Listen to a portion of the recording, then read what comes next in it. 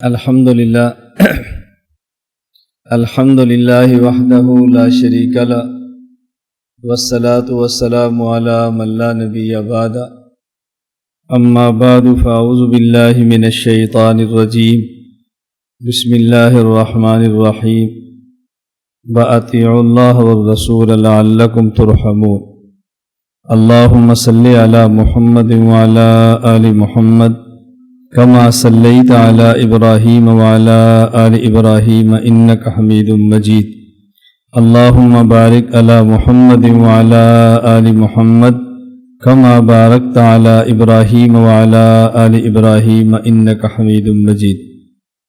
اللہ رب العزت نے قرآن کریم میں ایمان والوں کو بار بار خطاب فرمایا، یا ایھا الذین آمنوا، بعض کام فرمائے کہ تم نے کرنے ہیں اور بعض کام فرمائے کہ تم نے نہیں کرنے۔ یا ایھا الذین آمنوا لا تاکلوا الربا، سود سے بچو، واتقوا النار التی اعدت للکافرین، جہنم کی آگ سے بچو۔ اور یہ ہوگا کیسے؟ وَأَطِیعُوا اللَّهَ وَأَطِیعُوا الرَّسُولَ، اللہ کی بات مانو، اللہ کے رسول کی بات مانو، لعلکم ترحمون، تم پر رحم ہو جائے گا اور جہنم کی آگ سے تم بچ جاؤ گے۔ لیکن اطاعت صرف زبان سے نہ ہو، اطاعت عمل کے ساتھ۔ عملی اطاعت کیا ہے؟ وَسَارِعُوا إِلَى مَغْفِرَةٍ مِّن رَبِّكُمْ، وَسَارِعُوا إِلَى مَغْفِرَةٍ مِّن رَبِّكُمْ، پہلے فرمایا کہ جہنم سے بچو۔ اب بات سمجھانی ہے کہ جہنم سے بچو اور جنت کی تیاری کرو، لیکن جہنم سے بچو گے اور جنت میں جاؤ گے کیسے؟ درمیان میں ایک بات فرمائی، وَسَارِعُوا إِلَى مَغْفِرَةٍ مِّن رَبِّكُمْ، جہنم سے تم بچ سکتے ہو اور جنت میں جا سکتے ہو جب تمہیں اللہ کی طرف سے مغفرت مل جائے۔ اور یہ جو فرمایا وَسَارِعُوا إِلَى مَغْفِرَةٍ مِّن رَبِّكُمْ، تم اپنے اللہ کی مغفرت اور بخشش کی طرف دوڑو۔ اس کا معنی یہ ہے کہ مغفرت کے اسباب اختیار کرو، اسباب مغفرت اختیار کرو۔ اسباب مغفرت کیا ہیں؟ جو کام کرنے کے ہیں وہ کرو، اور جن کاموں سے بچنا چاہیے ان کاموں سے بچ جاؤ۔ اسباب مغفرت اختیار کریں گے، نتیجہ کیا نکلے گا؟ وَسَارِعُوا إِلَى مَغْفِرَةٍ مِّن رَبِّكُمْ وَجَنَّةٍ عَرْضُهَا كَعَرْضِ السَّمَاءِ وَالْأَرْضِ، اللہ تمہیں ایسی جنت دے گا کہ جس کی چوڑائی آسمان و زمین کے برابر ہے۔ جنت کی چوڑائی آسمان و زمین سے کہیں زیادہ ہے۔ یہ صرف سمجھانا مقصود ہے کہ انسان کے دماغ میں اس سے زیادہ چوڑائی آ ہی نہیں سکتی۔ جتنی بات یہ سمجھ سکتا تھا اتنی بات اس کو سمجھائیے۔ اور یہاں عرض سے مراد قیمت ہے کہ جس کی قیمت آسمان و زمین ہے۔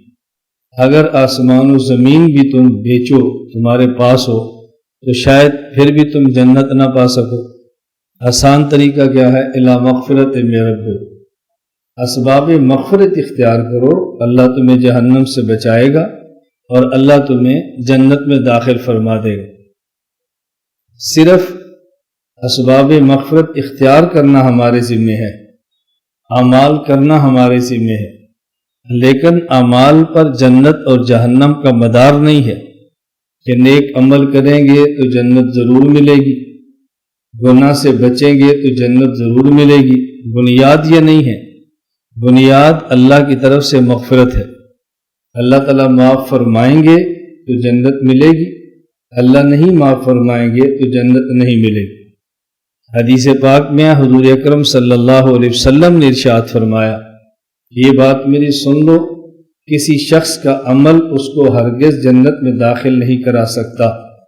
صحابہ نے پوچھا ولا انت یا رسول اللہ، آپ کو بھی؟ فرمایا ہاں مجھے بھی۔ الا ان یتغمدنی اللہ برحمتہ، الا یہ کہ اللہ کی رحمت شامل ہو جائے۔ عمل کی بنیاد پہ بندہ جنت میں نہیں جاتا، عمل کی وجہ سے اللہ کی رضا انسان کو مل جاتی ہے۔ اسباب مغفرت اختیار کرتا ہے تو اللہ کی طرف سے مغفرت کے پروانے مل جاتے ہیں۔ اللہ کا عمومی نظام ایسا ہے کہ اسباب مغفرت آپ اختیار کرو، اللہ مغفرت دیں گے، اللہ رحمت فرمائیں گے، جس کے نتیجے میں انسان جنت کی طرف چلا جائے گا۔